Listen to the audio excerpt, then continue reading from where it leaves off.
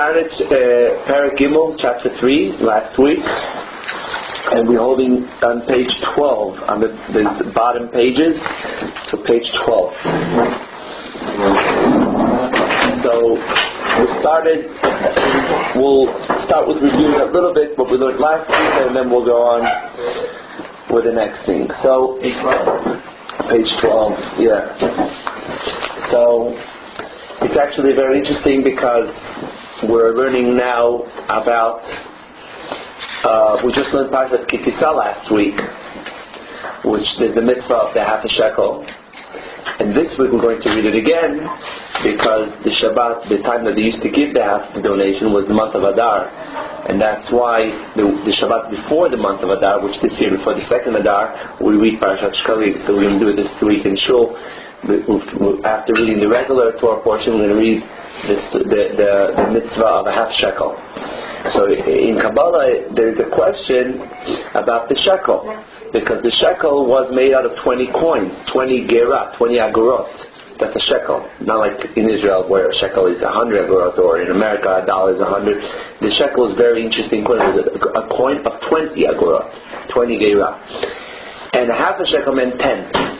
So the question is, why was it? There's two questions. First of all, why was the coin made that way?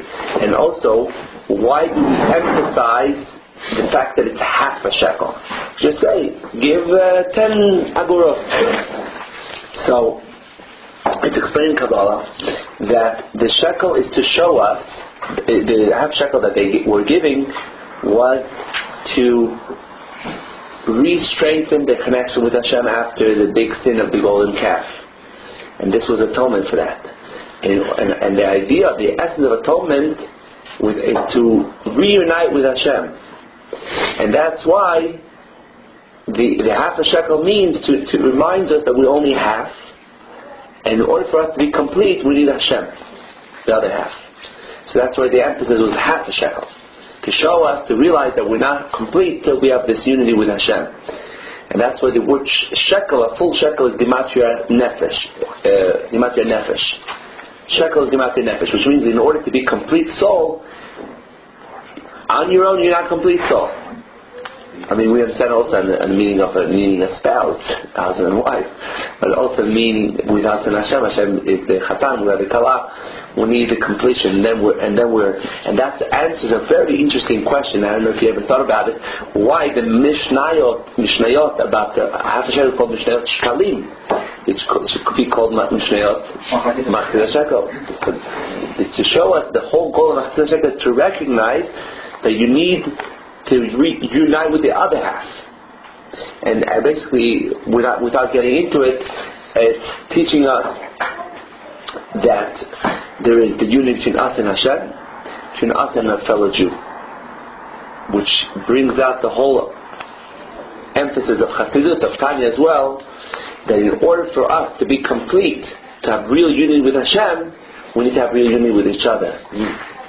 So this is also connected to Parshat Vayakal, also unity, also everything. There is a story in the Gemara of someone who wanted to convert, and they wanted to convert in the easy way. So the person went over to Shammai, Rabbi Shammai, whatever it is, and he said, "I want to teach me the whole Torah on one foot." He said he was a very strict teacher. He said it's impossible, and he gave him he had a stick. He gave him a little hit, like don't make me crazy. And then he went over to Hillel, who was very easygoing guy. He said, "I'll do it, no problem." So he stood on one foot. He told him in Aramaic, "Maida, the Sani Allah, lechaber chol etavid," something like that. Whatever you don't like to be done to yourself, don't do to others. That's the whole Torah. Which basically is the mitzvah of Ahavat Hashem, love your fellow Jew. So the question rises, how, obviously Hillel is not making jokes. He's really telling him that this mitzvah of whatever you don't like to be done to you, don't do to others, this is the whole Torah. So the question is, we know it's not the whole Torah. We know the Torah is divided into two. between us and Hashem. Some mitzvot focus between us and Hashem, ben adam l'makom, and some mitzvot ben adam l'chaver, between us and our fellow Jew.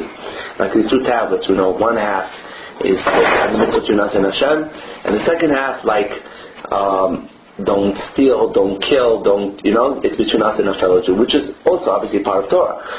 So we understand that what he said, it's based on what Rabbi Akiva said. Rabbi Akiva said that the mitzvah va'avta l'reach kamocha is the klal gadol b'Torah. It's a big principle of Torah, because it is a big principle, because it includes many mitzvot. The mitzvah of love your fellow Jew, of don't do to your friend what you don't like to be done to yourself, includes many mitzvot. It includes all the mitzvot of the adam l'chaver, between you and your fellow Jew. Because if you're not going to steal because you don't like that someone's going to steal from you, you're not going to murder, you're not going to speak lashon hara, you're not going to cheat, whatever. So it includes all the mitzvot between you and your fellow Jew, which is many mitzvot. So we understand that the mitzvah of Ahavat Yisrael, of what he told the convert, does include many mitzvot, but not all the mitzvot. So how is he telling him this is the whole, not only that the non-Jew who was converting said teaching all the whole Torah on one foot, and he said it to him as a response. He told him this is the whole Torah. The rest is interpretation. He said Zeu kol haTorah kula ve'idach perushahu, and the rest is just interpretation. How could he say that? How did, for example, let's say the mitzvah of welcome. Hello everybody. Bye. Welcome. So, love your fellow Jew. How does that include the mitzvah of? Let's take the mitzvah of Shabbat. Take the mitzvah. There's many mitzvot between us and Hashem. Mezuzah. What does that have to do with that? So, the answer is that loving your fellow Jew is the essence of Torah. Because if I think that this is that because we have Facebook today, so Facebook really could give us the idea of this concept. It's an amazing thing. The whole idea of Facebook, at least according to the way I understand it, is that the person who invented Facebook understood that if you love someone or if you're friends with someone, you're interested not only you're interested about them, you're also interested about everything that they like, anything that they're interested in, and their family, their friends and their family, right? So that means that if you really like somebody, it's not just them; it's also everything around them. Okay. And there's a famous story that the Alter Rebbe was asked once that there's two mitzvah of love in the Torah. Love Hashem, love God, and love your fellow Jews. And they asked him which one is more important. So he said to love your fellow Jew. He said love God is a vessel to love your fellow Jew. He said if you really love God, you love who He loves. And that's the idea of Facebook, because it shows that you love God so much that you understand for Hashem, for God, every Jew is like an only son, and Hashem has tremendous love for every individual Jew.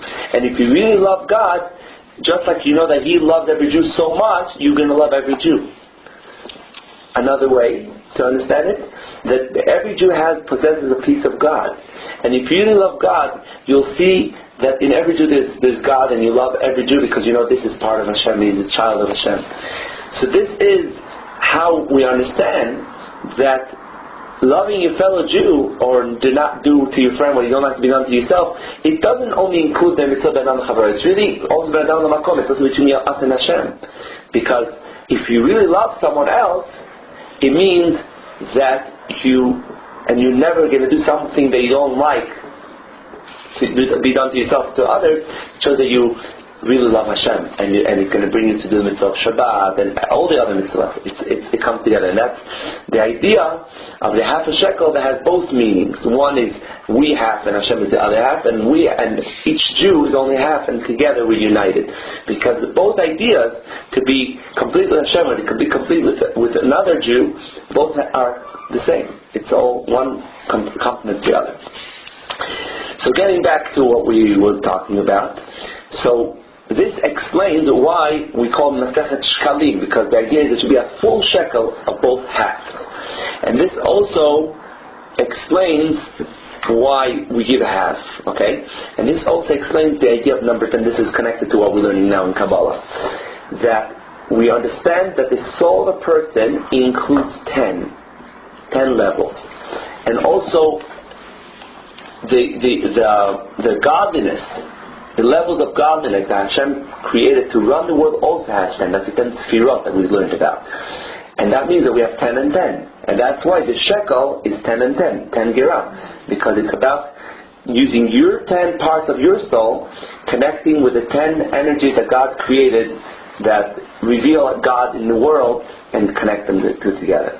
Okay, so that's just that's just an introduction. Moshe Rabbeinu, and there's a major song saying that Hashem had to show Moshe the coin of fire. Right. Is this the concept that he didn't understand about the shekel? Well, we I don't know if we spoke about it last week, but it's connected somehow. Yeah. Okay, so what we started to learn last week was the 10 levels, the 10 parts of the soul. So I want to review quickly.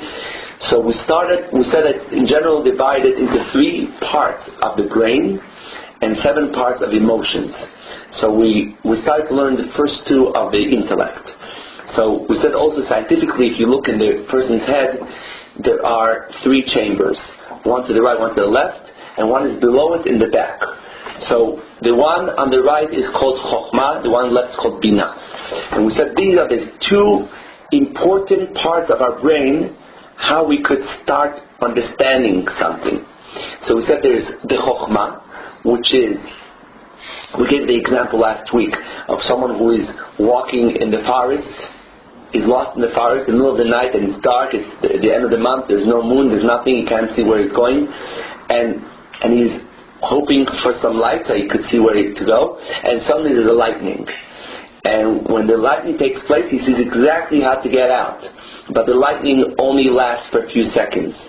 And afterwards, he has to sit back and recalculate everything that he saw in those moments and figure out how to get out. So this is the process of what happens to us all the time. Whenever we try to understand a concept, whether we're learning from a teacher, whether we're trying to think of a new idea ourselves, there is going to be the chokhmah, the first lightning. Suddenly we get it, and it's actually coming with a great feeling of pleasure. We got it. But that is that point, that level, that chokhmah, that understanding, the fact that you got something, you didn't fully get it. You got the idea, you got the point. And just like by lightning, if you're not gonna right away recalculate everything that you saw in the lightning, it will get lost. If you don't sit back and right away calculate what you just figured out and build it up, you may lose it. So that's what Bina is. The Chachma Bina is like father and mother, just like we said, like when, in order to have a child, the father starts up the process, but then the mother develops it in 9 months, develops the child. So too, that's what happens at the 2 brains. One is similar to the father, one to the mother. Chachma just gives the general idea, the concept, the first lightning, the first concept, but then there has to be a lot of development of the Bina, of the Bina part, which is the called. One is called, I think it's called intellect, wisdom and intellect, I think it's called. To really build it up. And building it up means Bina is to understand all the details, to break it down, and to also learn it more in depth. Okay? So it's also another way to see the 2 types of the brain is water and fire. Because what does water do? Water takes a lot of little, let's say, flour or dirt, and it sticks it together. It glues everything together. So Chachma is seeing everything like as one point, one idea, without dividing, without all the details. And Bina is like fire. What is fire? The fire breaks, takes a piece of wood and breaks into little details. So that's the second part of the brain that has the ability to take it apart and see all the details and see the depth of it and going. So, in general there's people who are better with this kind of brain, some people are more better on that. So we learned about this because this is the process, that's the first step. Because we said that because we are intellectual people, we have full control over our emotions. But it starts off with this. We have to have some kind of understanding of learning about the greatness of God. We're learning about the greatness of God, whether we see it in the creation, which in other words, even learning science could give us a desire and love for God. Because even like there is a pasuk that says Marabu Ma'asech Hashem, just seeing, or Magadu Ma'asech Hashem, seeing that God created such a diversity, so many types of creation, so many types of colors, seeing the wisdom of God and understanding the depth of each creation, right? My grandfather is a physician, psychology, physics teacher, professor. He says that learning the laws of physics and learning all these scientific stuff, it's learning the laws of HaKadosh Baruch Hu. Right, exactly. The windows of God created. Right, not exactly. discovering new things, discovering old things. That's what he said. Right, exactly. So it's really this is bringing us to love Hashem, but we have to have that understanding, that appreciation, and this is on a simple level. I mean, it may not be that simple, but it's like a very physical level. Understanding that everything that we see is really God. That's a level. But then when we learn Kabbalah, we learn more about the greatness of Hashem, because much higher than creation. Then we have a whole new appreciation and respect for Hashem. So this is the process of Chachma and Bina. And that creates a desire for God. I want to touch now. Okay, Bekula. Okay, let's read a little bit more inside. Maybe we should read it over. Yeah, 2 numbers on the page. Bottom of page 10. You can follow in the Hebrew or the English. Bottom of page 10. Page on the bottom. You can follow on the bottom left corner. On the left. You can see on the number 9 in English, which is the explanation of the matter is. The explanation of this is there is the intellect of the rational soul that has the ability to conceive. And again, that's like conceiving a child, it's like conceiving an idea. That's the idea. That's Nikavashem Chokhmah Koachmah. That's the Chokhmah part, the innovation, the idea that came in. But then it has to come from Chachma to Bina. In Chachma it's still potential. You get the general idea, but it's still only in potential. It has to be actualized through the woman, which is Bina. One needs to meditate with his intellect to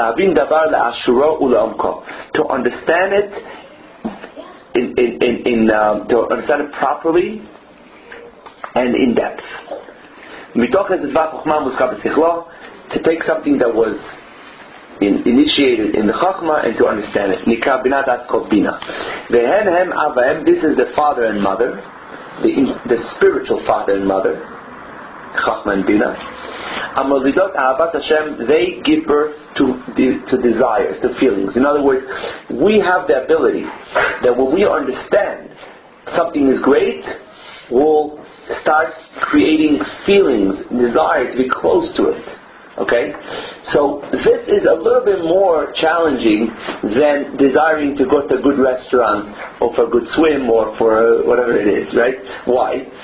Because as Simon said the other time, that the heart itself also has kind of intellect, okay?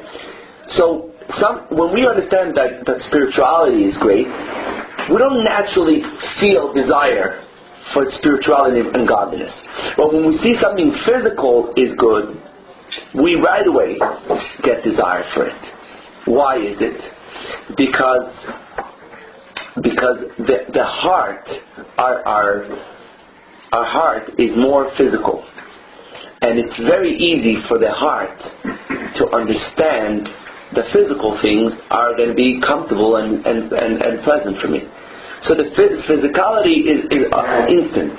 I don't have to meditate too much that if I see food that looks like it's going to be delicious or any type of physical fun, it's instantly. It comes so fast because it's already there. It's already all built in. It's physical, and my heart right away gets it.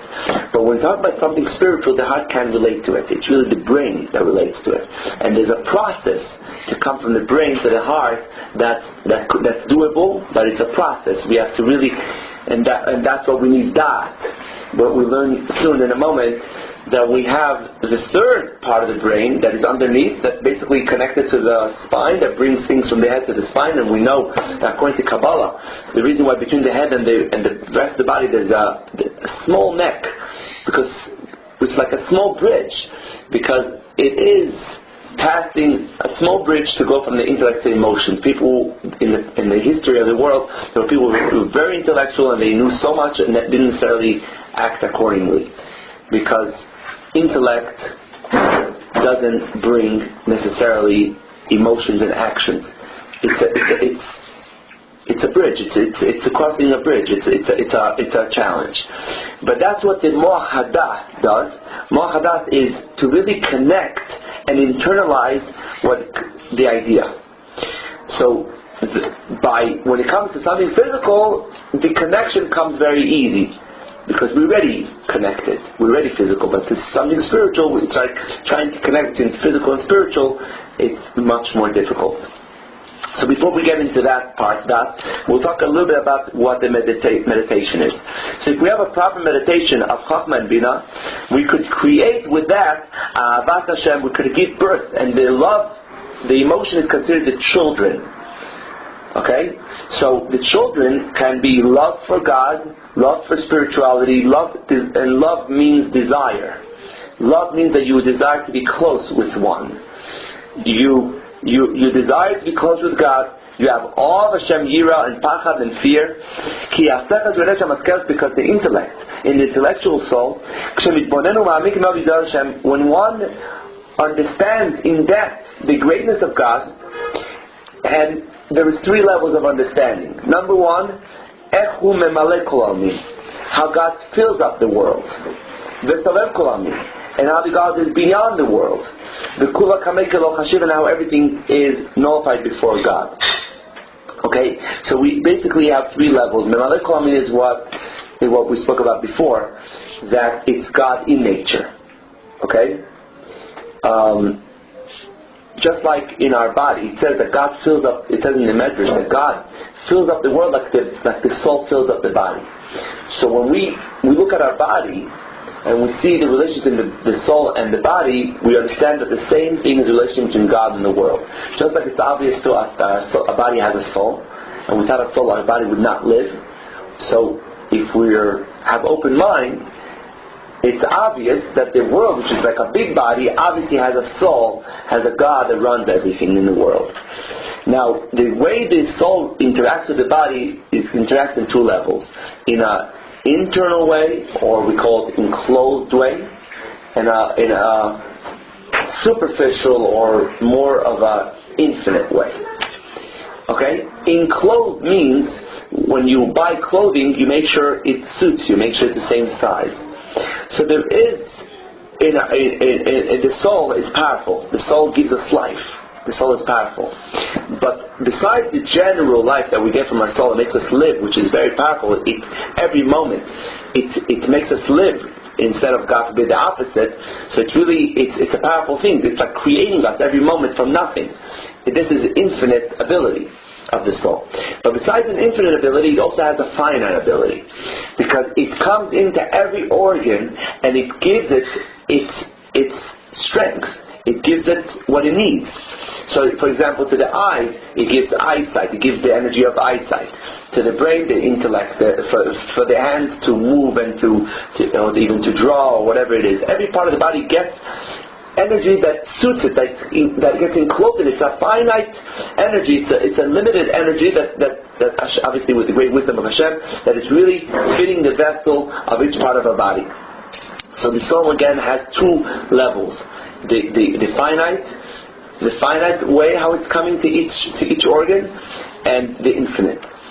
And we see that, God forbid, someone who is blind could have a child that is not blind. Why? Because its soul is complete. And when you have a child, it's coming from your essence, coming from your soul. And you may have a problem with the interaction between the soul and the body, and a person may not have eyesight or other problems, but the child it's not going to affect the child. The child could be perfect. Okay? So these two ways how the soul interacts with the body is the same as God with the world. Every creation that we see in the world has energy that suits it. In general, we know we divide the world into four categories: the inanimate, which has a soul that just makes it exist. There is the plants that grow. There's the animals that also have feelings, and there's the humans that also have intellect. So there is, in Hebrew, domem somech hamidaber. But each one of them has many types. And so Hashem comes to every creation. There is internal energy that suits it, and that's the finite. That's called memaleh kolim. Hashem fills up the world like the soul and the body. That every creation has a life and energy. That this is basically science to understand the life and the DNA of every creation, and we just need to put one and one together, right? That this is God, that this energy in the world is Hashem. Okay, like there is a thought in Chassidut that says, just think about it. We're the smartest scientist, the greatest scientist ever, would never be able to create the smallest fly and make it live. So with their whole wisdom, they can create life. So it's just understanding that the beautiful energy and the beautiful science that exists in the world, it's how Hashem is filling up the world and putting His energy in everything. Okay, so that's the simple level. That's the first level. Then comes the second level of Chabad of Baka. Hashem is beyond, because if Hashem would only be on the limited level, Hashem would not be able to create everything from nothing. The ability that Hashem is every moment bringing new life to the world and creating us again. Every morning we wake up, it's all infinity. It's the fact that it keeps on going. There's another way to look at it. There's someone just told me they read it somewhere, but there is a concept that people look at the creation like they used to. That there were people who didn't believe at all that God created the world, but then there were people who believed that God created the world, but they understood that He created the world and left the world. So the question is, how does the world last? So they said, because it's like when you throw something. Imagine if you throw something, so even after it leaves your hands, it keeps on going. Because you invested some kind of energy in this, and it keeps on going, but eventually it's going to start slowing down. So based on that theory, people understood that the world is going to start becoming weaker and weaker and weaker. And I don't remember what exactly he read. He told me that the scientists today are amazed because they see that the world is expanding. They thought it would be shrinking, and it's really expanding more and more. So it really doesn't make sense based on all the theories that we used to have. But the idea is that we understand that Hashem is recreating the world every moment, and it's really power of infinity.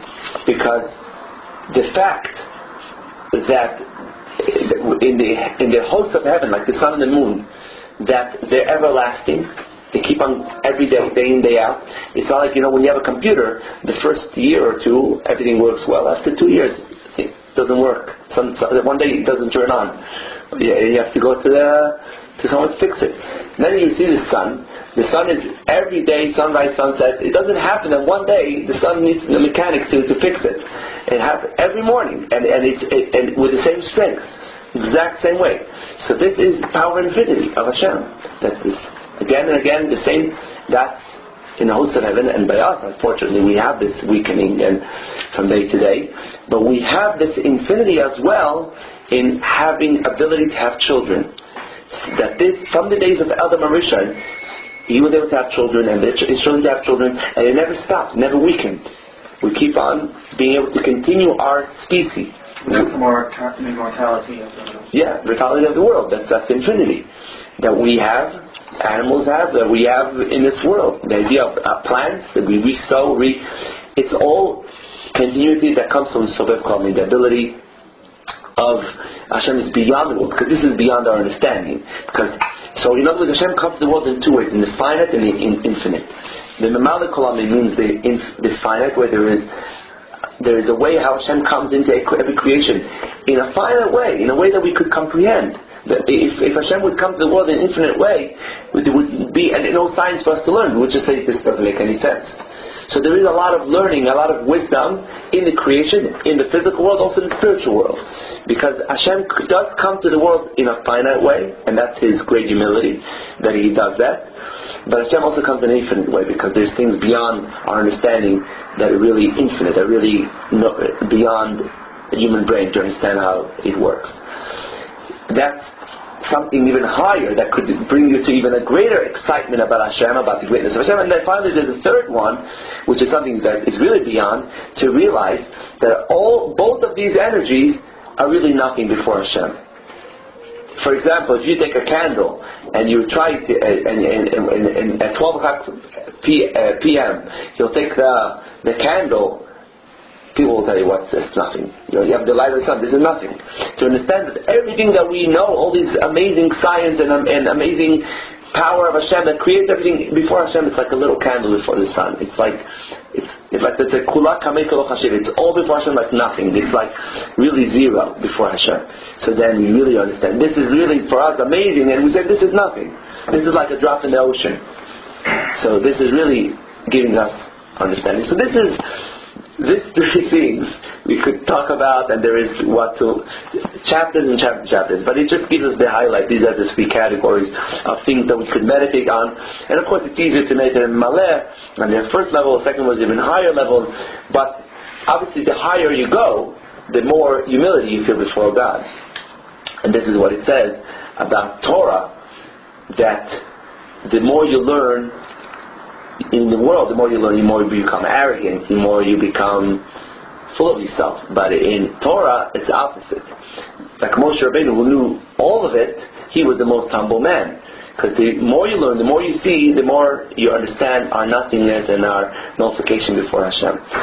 So this is different levels of appreciation of the greatness of Hashem that creates.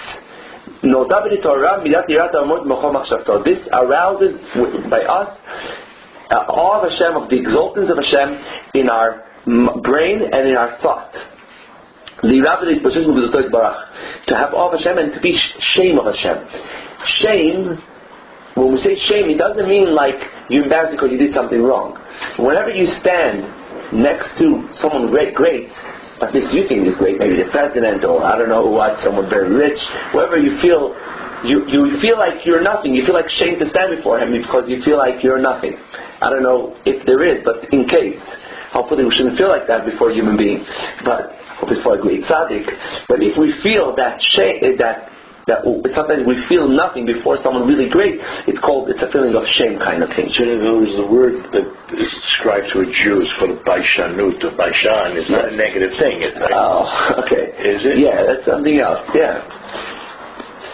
Is that modest, or does that mean like it's actually interesting because it says that originally it says that the Jewish people have three attribute traits. One is merciful, rahmanim, and gomlech hasnim, kind, and the other one is baishanim, like shy or full of shame.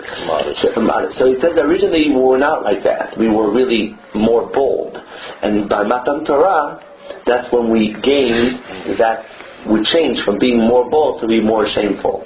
So it is connected to the revelation that we experience by giving of the Torah.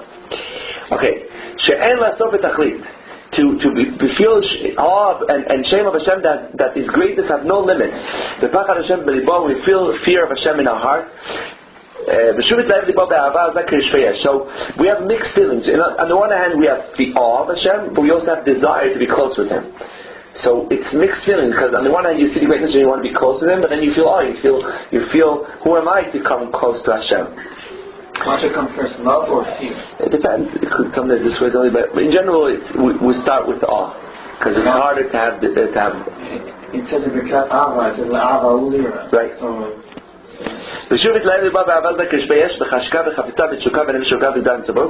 That brings a person to have desire to really be close with Hashem. It's a level of klot hanefesh when you really desire something until you feel like you're dying of love. Like it says, and it brings different sources in Tehillim. King David said, where he talks about thirst for God, and in a way that he feels like his soul is going out with this love. And this comes from the element of fire of the godly soul, this thirst, and like fire that goes up. like so he says the heart is the element of fire, the brain is the element of water, because the brain is, like we said before, the element of water is more to stick things together, to glue things together. So when you think about it, we stick more to it, it's more connecting. But the heart is more it's much more, and there's another aspect actually, that water is more calm, fire is wild. So in the brain, we may, in Hebrew, when you get excited about something in your brain, it's called hitpa'alut. You're excited about it. You have a certain movement. So people who are very intellectual, they could learn about the most amazing thing, and they get excited, but very cold, very what do you call it? Very mild. What? Mild. Very mild. But the heart, like usually we say that. Again, it's not to say that men are. We said the men are compared to the brain and the women to the heart. Not God forbid to say that women are intellectual, but to bring that the brain, by the men, it's more, what's ruling is more the brain, which means the more mild when they understand, when they see the grain of something, the fire doesn't go on so fast. By the women, they have the heart more, they have the fire more. And when they see something is really good, they go with a lot of very passion and life and lively. So this is more the heart. The heart is so the brain is compared to the water. Water is going, but it's going slow. But fire is going wild. So this is the aspect of Chachma and Kamai Shemar Shalkisham and Kulan and Feirav. So they said that's what we need both, because the fire could be too wild. You need it to be more. It has to be justified. What? Control. So the brain helps to control. So as long as the brain is ruling the heart, and the brain is directing the heart, so it's benefiting from the warmth and the excitement of the heart when it's directed in the right direction. Okay, so this is in general the first two, Chokmah and Bina. But now at the end of the chapter we're going to talk about Dat, which is what we didn't speak about yet before, which is in a way the most important. The Zohar says that this part of the brain called Dat is the key. It's the key for the 6 emotions.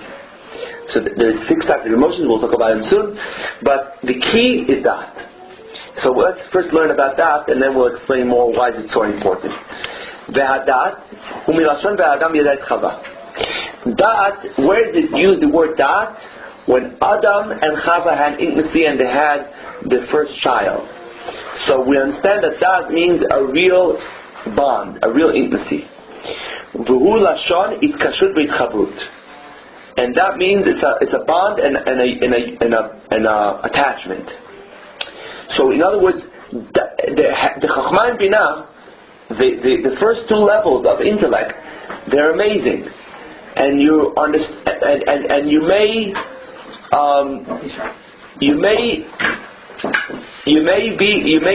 reach a level of real. One may reach a level of understanding of science of the world, of a God, of the spiritual world, in an unbelievable way. Like you really understand that Hashem is so great. But in order to have emotions, to have children, there has to be a strong bond. There has to be an intimacy between the head and the person, and in order to internalize it, to really connect with it. And this is what, in a sense, what we do when we daven, when we pray. People wonder why we pray, and the concept, usually we think we're praying because we're asking for things. And that's why in English, the way in Hebrew it's called tefillah. In the way it's translated in English is prayer. And prayer means that you pray for something, you beg for something. But really, in Hebrew, the word prayer means bakasha. But we don't call it bakasha. We call it tefillah. We don't call it, okay, now we're doing the bakasha of the day. Okay? If that would be the case, why we need to ask so many times a day? I mean, we say, well, God already knows what we want. Okay, He wants us to ask, so once a day, 3 times a day, we should keep on nudging Him and bothering Him. Okay, we need health, we need parnasa, we need Mashiach, we need Yerushalayim, whatever. We keep on saying again and again. Doesn't make any sense. And also, it should be depending on the person. You know, originally, the mitzvah used to be that people got prayed once a day. And in general, according to the Rambam, once a day, and according to other opinions, the mitzvah is, there's 2 opinions. One is the mitzvah of praying from the Torah. So according to the Rambam, once a day, and according to every day, and according to other opinions, the mitzvah is that whenever you need something, you believe that it's in His hands, and Hashem's hands. I think all other opinions, maybe there's, I don't know exactly who, but they say that the idea is, maybe the Ramban, that when you need something, you ask Hashem, you're doing a mitzvah, because you're showing that you know it's in His hands, and you ask Him. But this is not why this is something different than what we're doing all the time. And also maybe it should be depending if you're rich or poor. If you're rich, you could pray once a year. If you're poor, 3 times a day, So, now, but we see clearly, it says in Kabbalah, that we don't call it bakasha. We call it tefillah. So the fact that we ask for our needs is part of the tefillah, but it's not what tefillah is. So what is tefillah? So what the word tefillah means? So the source of the word tefillah we find already is from the word litfol. So we find it with the tribe Naphtali. It's the same shorish, same root, Naphtali and tefillah. And what happened with Naphtali? Why did Rachel, his mother, he was really the son of the maidservant of Rachel. He was Bila, right? So we know the story. Leah had already 4 sons, and Rachel was very jealous. I mean, in a good way. She also wanted to have the privilege of having children for herself and from our holy husband Yaakov. And when she saw it wasn't working, then she reminded herself that what Sarah did, that she brought her maidservant Hagar, right? So she decided to do that, and Yaakov agreed. So she brought her maidservant Bilhah, and then finally they had a child, and she considered it her child. So that child was Naphtali. She named him Naphtali. She said, "I'm now attached to my sister with her merit." Now, she had the merit to have 4 children from Yaakov. Now I also have this merit because my maidservant had a child, Naphtali. So the word Naphtali is a Naphtulei Elokim Niftalti, Imachoti. I now have a bond with my sister. I also have a child. So Naphtali means bond. Also in the Talmud, in the Mishnayot, when it talks about making a vessel of clay, what you do is you take dirt, right, and you attach it. So it says, the way it's described in the Mishnah, hatofel klicheres, someone who attaches clay. So the word tefillah means bond. So what we're doing every day when we pray, we're making a bond with Hashem. When we are, and we understand the importance of it, because as we said before, because we're physical people, we keep on, and we're very earthy, as we spoke in the first chapter, that earth falls down. So naturally, we keep on falling down. We keep on getting more and more distant from Hashem, and we have to reconnect all the time. So Adam is Adamah, right? Right, Adam is with Adamah. We're very earthy, and we're mostly earthy. So we need to constantly reconnect, and now we understand what we do 3 times a day, because we have to connect again and again. I mean, the most important is the morning, when it's a little bit long, and then we have 2 reminders, kind of. I mean, we're not like the Muslims who do 5 times a day, but 3 times a day, we're keep on reuniting with Hashem, reconnecting. Now, when we are begging for our needs, this is a side effect. When you make that bond with Hashem and you realize that Hashem is Creator, so and everything's in His control, you automatically understand that He is the right one to ask for your needs. So automatically, as a result of this bond, you're also going to ask for your needs, right? Or even on a higher level, that when you connect with Hashem, you ask Hashem to provide you with your needs, so you can continue working on your spirituality, that the physical worries should not disturb you from your relationship. Because when a person is lacking in health or in livelihood or in marriage or whatever it is, it throws them off. So this is the highest level of prayer that we're begging. We're not really begging because we want to have physical life.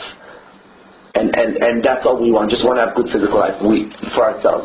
We really want to have the relationship with Hashem. We want to bring more and chesed to the world. But in order for us to be able to be focused, we ask Hashem to take care of our needs so we could fulfill what we need.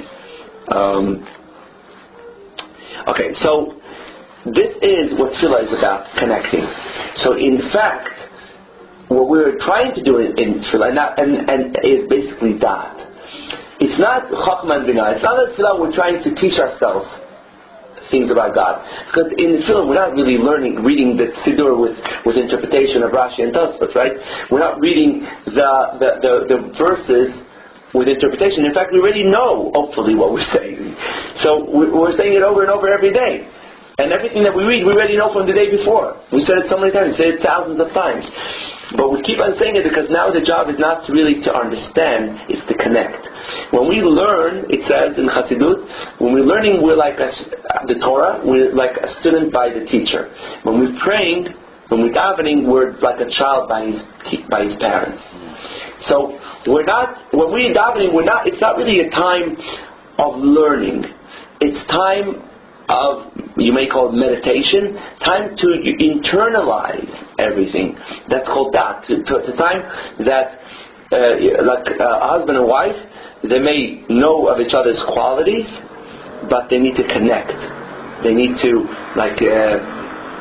to say to each other, to express the love to each other. They need to have the bond, the intimacy, not just it shouldn't stay only in the brain, it should express physically or emotionally or verbally. So this is the idea to make a real connection with Hashem. And that get a connection out of get it out to the thought. So like right. So that's right. So that's already another step.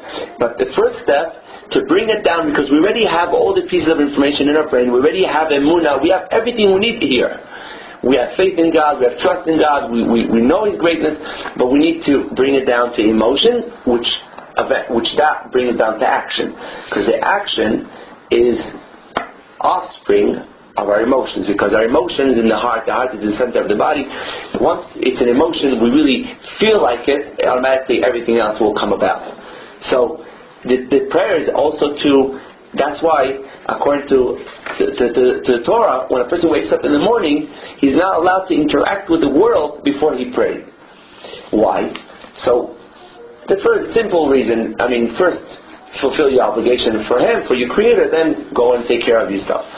But according to Hasidut, it's much deeper than that. It's the tefillah is not just, okay, first honor God, then honor yourself. It's that every single thing you do throughout the day has to be meaningful, has to be with light. And what will ensure it is if you start your day right. If you when you wake up in the morning, you have to set yourself right, and then whatever you do throughout the day is going to be done in the right way. It's going to be done in a meaningful way, full of love, full of kindness. So you can't start approaching the world, because when you wake up in the morning, it says in the Gemara, you get a new Yetzer Hara.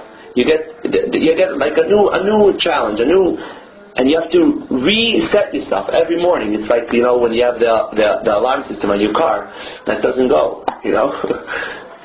So you have to, you go to the guy who, it's in Hebrew, it's called La'afet. How do you say in English? To reset it? What?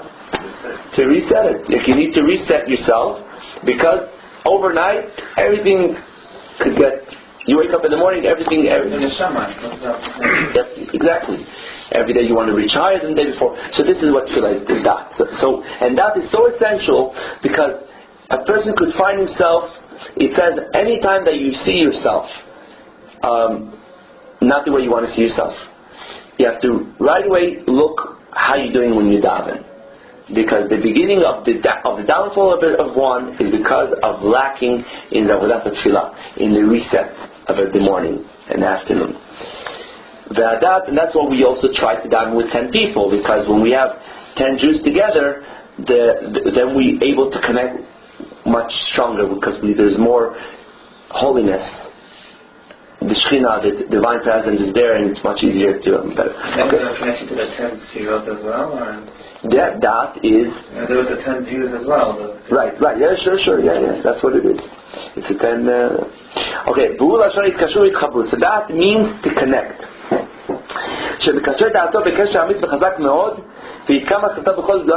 person has to really make a bond, really connect very strongly with what he learned and visualize it. Like when you see a movie, it stays in your head for many days. It's like with davening, it's like you're watching the movie. You're like really visualizing it. You're really connecting with it. And you can't distract yourself from it. Because even someone who's very wise and very learned, and he knows amazing ideas, amazing insights about the greatness of God, if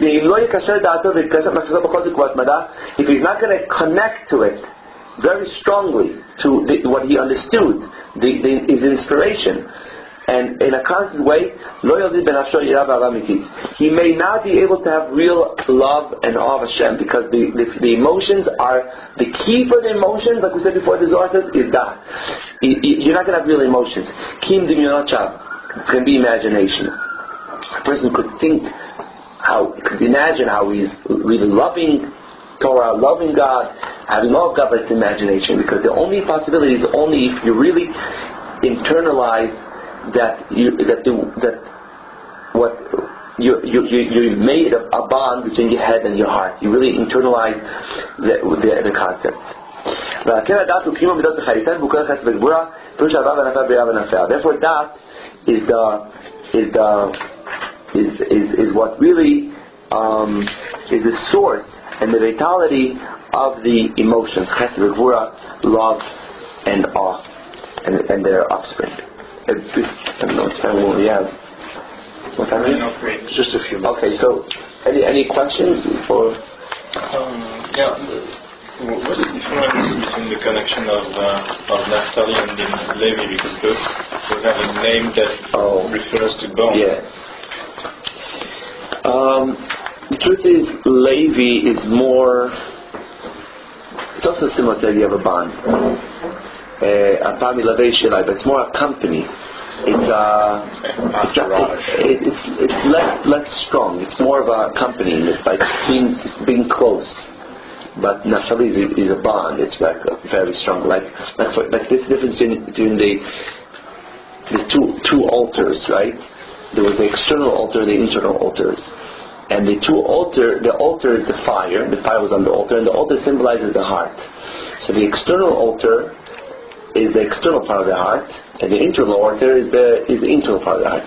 Now, on the two altars, there was two different kinds of activities.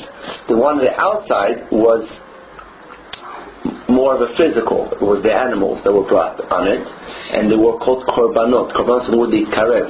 So the karev is similar to the idea of Levi, the idea of becoming close. So through Torah mitzvot, it's the idea of becoming korbanot that brought us closer with Hashem. But the ketoret, that's the incense. The word ketoret in Aramaic means a bond. So according to Kabbalah, that's even higher than the korban, which is more of a. It says when you do a mitzvah, it's like you're embracing Hashem. But when you learn Torah, it's more of a bond because it's in your brain. And that's chapter 5 already. We'll talk about it later. But it's more of an internal bond. And the Torah is also the incense, which it says that this talks to the soul. The soul enjoys the smell. That's why at the end of Shabbat we do the Besamim. So the Ketoret is a much more internal relationship, a bond. So the Levi represents more of an external bond with Hashem through our mitzvot. And that's what we discussed the other day, that a person could be learning Torah and doing mitzvot without doing all that we're talking about. But then it says that it's like a body without a soul. It's important for us to also create emotions for God because it's putting soul into the body. Every mitzvah could be done just physically, and it's amazing, but it's missing the soul. That's why we emphasize ma'asim tovim. Ma'asim tovim is like avanim tovot. What's avanim tovot? Precious stones that shine. So the ma'aseh, every action is like a stone. It's powerful, but we want it to be shiny. We want it to be full of emotions, and this is want it to be soulful. And this is why we need the dot. This is what we're learning about over here, that we need to reach a higher level in our observance of God. It shouldn't be just action, it should be more emotion. So if we think about it, the tefillah is doing two things. It's obviously giving us inspiration that our action should be right, but it's also bringing life into our action. Okay? So it's doing two things. Even if someone, just because of the tefillah, because of that he's inspired to think about God and to really watch what he's doing, it's already a great level. But the goal is much more than that. Not just that because of remembering God every morning, that it should be on your head and you should be more observant. It's more than that you should appreciate closer with Hashem, and you should create emotions, and in your avodah, in what you're doing, there should be a lot more life, a lot more excitement. And this is one last thing. This is what we say, that the whole goal of Judaism is to create for Hashem a place here in this world. And we know when we build a house, we could have a nice big house, but it's very important to have nice hearts, nice furniture. So the mitzvah is the brick. It's the actual building a house. Every mitzvah, you take something physical and you bring God to there. But the more we do it with emotions, with feeling through the tefillah, we arouse Av and Yira, it's really making it even more beautiful and more soulful. And that's the goal.